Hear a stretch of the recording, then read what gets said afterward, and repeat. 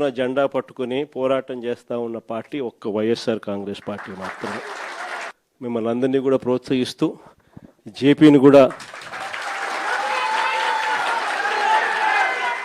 కూడా మీ అందరి సహాయ సహకారాలు కావాలి. అందుకనే జేపీని కూడా తీసుకొని వచ్చి బాధ్యతలు అప్పచెప్పినాం. జేపీకి కూడా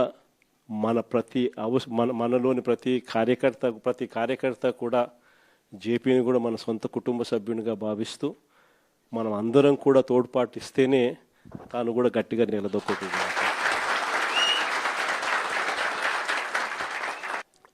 చూస్తా కన్ను మూసుకుని కన్ను తెరిచేసరికి దాదాపుగా 2 సంవత్సరాలు కళ్ళు మూసుకుంటూ అయిపోయింది.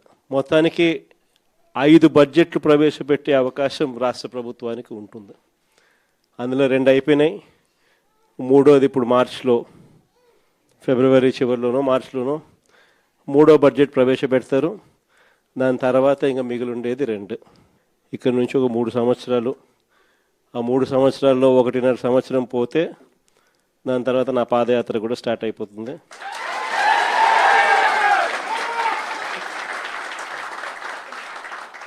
దాని తర్వాత మరో 1.5 సంవత్సరం నేను కూడా ప్రజలతోనే రోడ్ల మీదే ప్రజల్లోనే మమేకమవుతూ ఆ ప్రయాణం కొనసాగుతుంది. ఇది మరీ ముఖ్యంగా ఎందుకు చెప్పాల్సి వస్తూ ఉంది అంటే ఈరోజు పరిపాలన చాలా అంటే చాలా అన్యాయంగా జరుగుతూ ఉంది.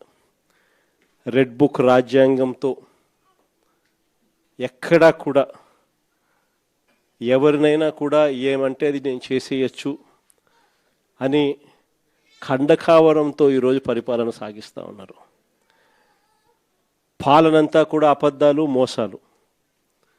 ఆ అబద్ధాలు ఆడుతున్నావయ్యా, మోసం ఎందుకు చేస్తున్నావయ్యా అని చెప్పి గట్టిగా నిలదీస్తే రివర్స్ ఉల్టా కేసులు పెడతా ఉన్నారు.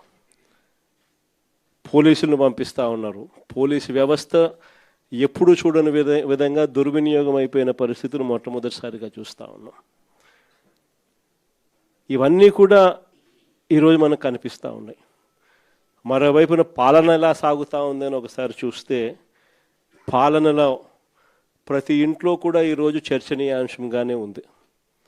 ప్రతి ఇంట్లో కూడా ఈరోజు చర్చ జరుగుతూ ఉంది. జగన్ ఉన్నప్పుడే బాగుండేది, కనీసం ఆయన ప్రతి నెల ఏదో బటన్ నొక్కుతూ ఉన్నాడు,